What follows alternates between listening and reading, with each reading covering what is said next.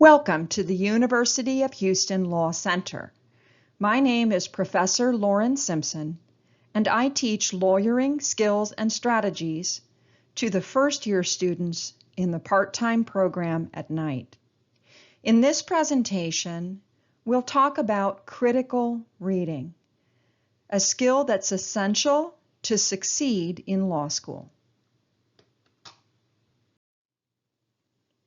This presentation will be broken down into three parts: the what, the why, and the how of critical reading. First, what is critical reading? In the words of Deborah Curtis and Judith Karp, critical reading is actively engaging the material rather than passively absorbing it. So what does this mean for us when we're reading a text? So fundamentally, it means that we need to engage our brain while we're reading. So we need to think about what the text means, both from that moment forward and within the context that we're reading it. And this means understanding the context in which the text was written. It also means questioning the text on various levels that we'll talk about in a moment. So overall, you will be evaluating, drawing inferences from, and reaching your own conclusions about whatever it is you've been assigned to read. That's what critical reading is.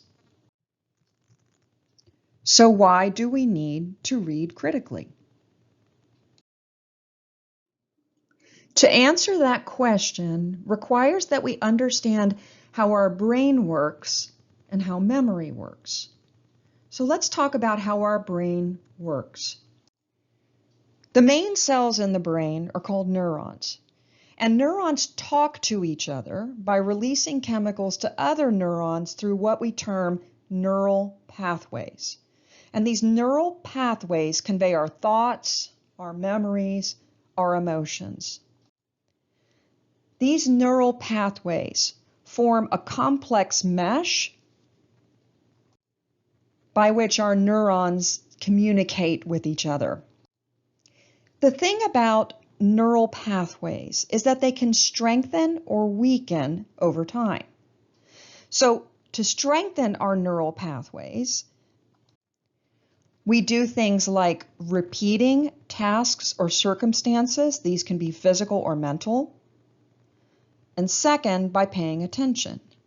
So the bottom line is that neural pathways are strengthened by two things: experience and attention. When we have experience through repetition and attention through focus, that particular neural connection is strengthened. Conversely, if we allow something to go unused, so we stop doing a particular task or encountering a particular circumstance, or we allow ourselves to have lots of interruptions in our attention, that can weaken or dissolve those neural pathways. So disuse of a particular thing will decrease the strength of the neural pathway and can actually shrink the region of the brain with which it's associated. So keep those things in mind, because we'll connect them in a moment to critical thinking and critical reading. So let's talk about how our memory works. Humans have two types of memory: long-term memory and short-term memory. Long-term memory is where we think. So that's where we take information and look for patterns. It has virtually unlimited capacity. This is where we do our deep thinking. In contrast, our short-term memory can hold only so much data at one time, and then it sort of overflows. And losing our attention can cause the information that was in our short-term memory to disappear from there. For deep, complex thinking, We've got to transfer our working memory, the short-term memory, into the long-term memory. And this is not always easy because there's less storage in the short-term memory. Nicholas Carr describes that movement in this way. He says it's like filling a bathtub, the long-term memory, with a thimble, the short-term memory. So keep in mind, as we talk about critical thinking and critical reading, how our short-term and long-term memory function.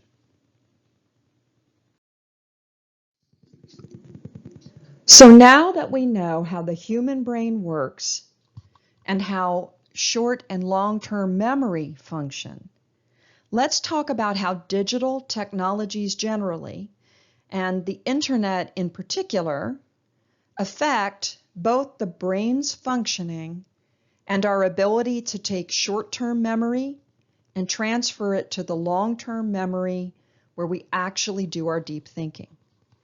So the brain is really sensitive to stimulation.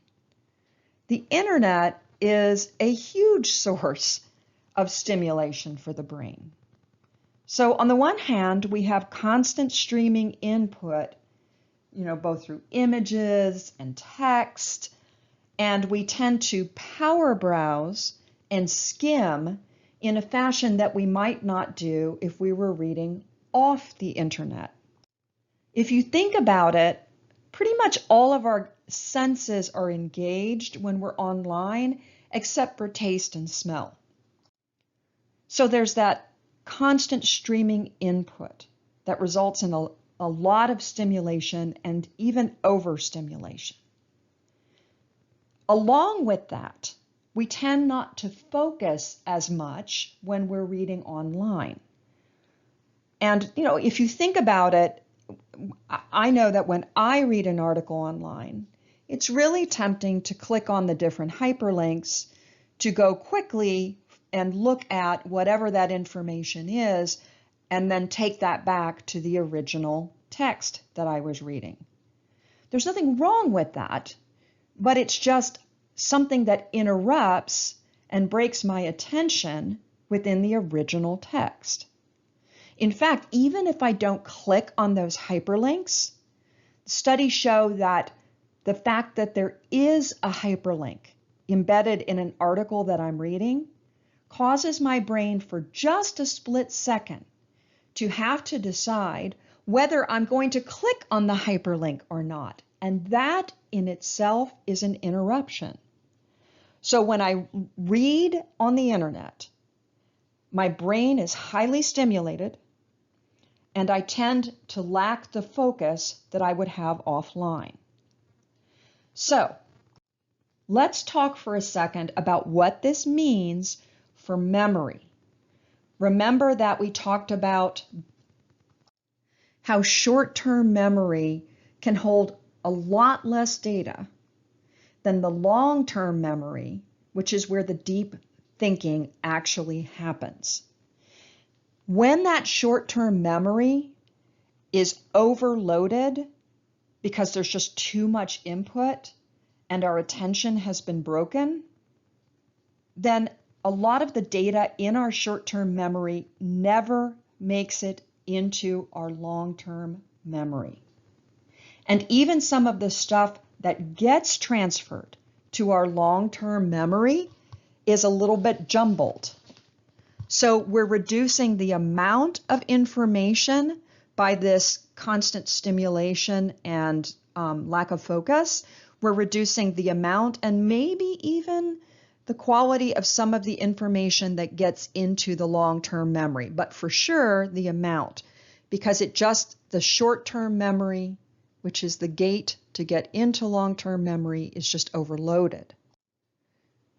Now let's talk about how this stimulation and these attention breaks affect the way our brain functions.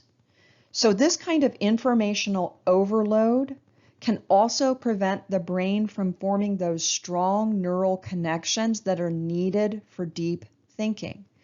Remember that experience, in other words, repetition, plus attention and focus creates strong neural connections. The bottom line is that the skimming and power browsing that we all do, myself included, when we read on the web, actually weaken our ability to think deeply and thus to understand and interpret what we're reading. So are you ready for the rejoice and be glad moment? Here it is. Our brains and those neural connections are what the researchers call plastic, meaning that we can reshape them so we can regain that ability to think deeply and read deeply by employing critical reading and critical thinking. And these go hand in glove. Now that we know how important critical reading is and how we tend not to do it in our daily life, let's talk about how we learn to read critically. So let's talk about some preliminary decisions that you need to make. So the first thing is you'll have to decide if you want to read in hard copy or read a digital version of the text. Honestly, it's up to your personal preference. I am not what we call a digital native. I did not grow up with the internet because I'm older than most of the people listening to this. So I like hard copy. But there are some things you can do in digital versions, like embedding text or embedding comments in the margin and so forth, that are really handy, and digital versions are easy to carry around. So it doesn't matter to me, but think which works better for you and choose that option. You also need to reduce as much as possible digital distractions. I would strongly suggest putting your phones, your iPads, your whatever you have physically away from your desk when you sit to read. And finally, you need to be true to yourself as to what your optimum reading conditions are.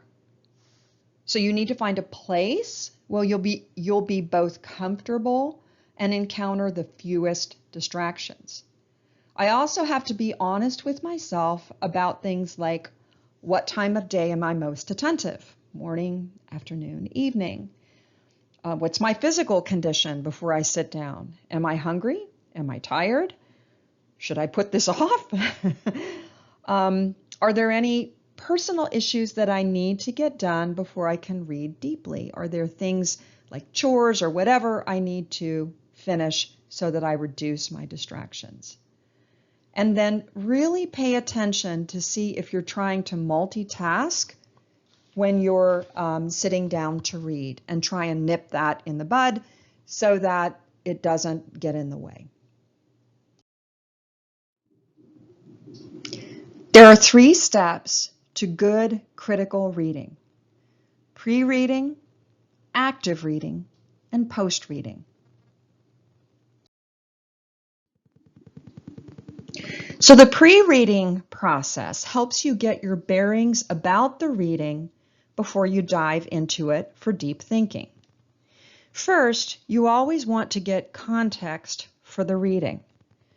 Leah Christensen, in a 2007 study, concluded that the most successful law students get the context of a case before deep reading it. So you want to do the same.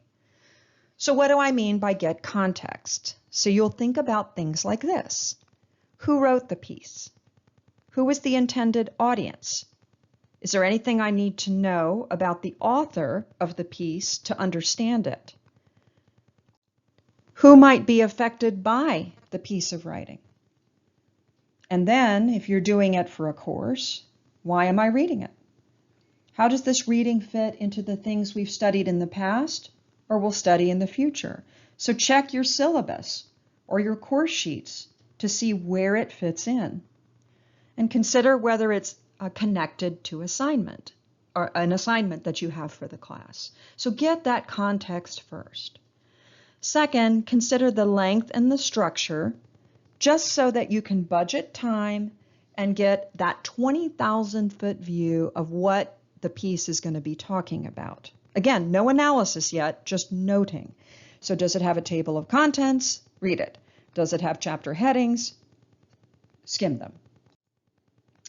You may also want to write out some questions that you want to keep in your mind for when you get to the second stage where you do the actual deep reading.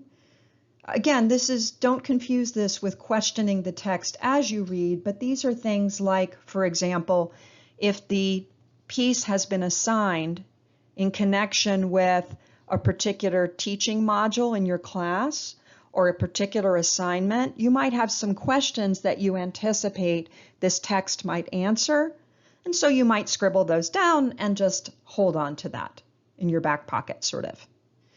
And finally, you want to skim the writing. And when I say skim, I mean skim.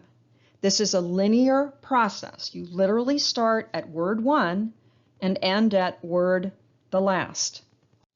You do not take notes or tab or highlight or write questions in the margin or anything like that. This is merely so that you have encountered the entire text on a superficial level so that you know where it's going and there are no surprises. This is what pre-reading consists of.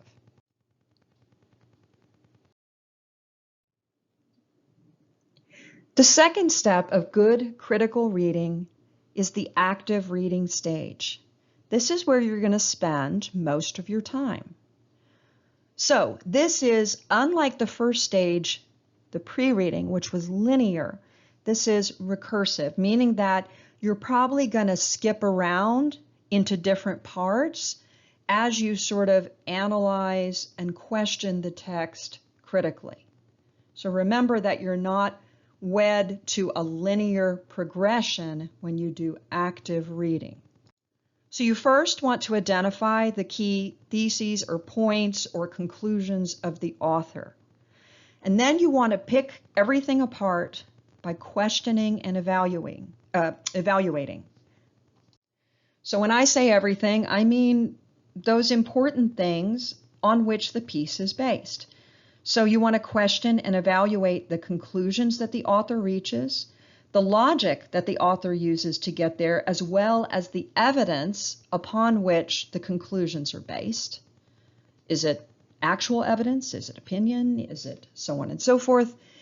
You want to pick apart those arguments and really think about them. Does the author make any express or implicit assumptions? You want to think about those. And again, you remember who the author or the source is. You'll make predictions based on what you've read, and you might even hypothesize about how this piece that you've read might play out in a different scenario. This is also the stage where you look up every phrase or word that you don't understand, and this happens with great frequency, especially in the first year of law school. You need to have a good legal dictionary with you so that you can look up things that you don't know. In fact, in that same 2007 study by Leah Christensen, she concluded that successful law students resolved confusion before continuing to read, and looking up words you don't know is part of that. And then you can kind of organize what you've read in any way that helps you understand, not necessarily the order in which the author of the piece put things together. So this is where you do that deep active reading. And understanding, remember how memory and the brain work. You can see why it's really important to have those kinds of distractions that we talked about, especially digital ones, totally away from you at this point. It's not that you can't type these things out, right? Absolutely. But just avoid those distractions so that you can get things into the long-term memory and really take them apart. The third step of effective critical reading is the post-reading stage. So don't skip this stage. The most important piece of advice I can give you about this third stage is don't wait to do it. Do it right away while things are fresh in your mind. So what are you doing in the post-reading stage? So first off, you want to summarize in some form, written or otherwise, what it is that you got from that text. You want to make sure that you can succinctly evaluate what it is that you've read and then synthesize it. And I think the most common form of synthesis here is going back and saying, okay, based on everything else that we've learned so far this semester, how does this fit into it, and how does it change or not, or show a continuation of everything we've learned before? If those things, those three things, summarize, evaluate, and synthesize, are not coming to you pretty quickly at this phase, not meaning that you write them quickly, but that the ideas are not clear in your mind in pretty short order, then that means you probably need to go back and revisit step 2. So pre-reading, active reading, and post-reading. And those are the 3 steps for effective critical reading. I hope that this presentation on critical reading has been helpful for you. If you have any questions, don't hesitate to reach out to me at the email address on the first slide. Happy reading, welcome to the Law Center, and go Cougs!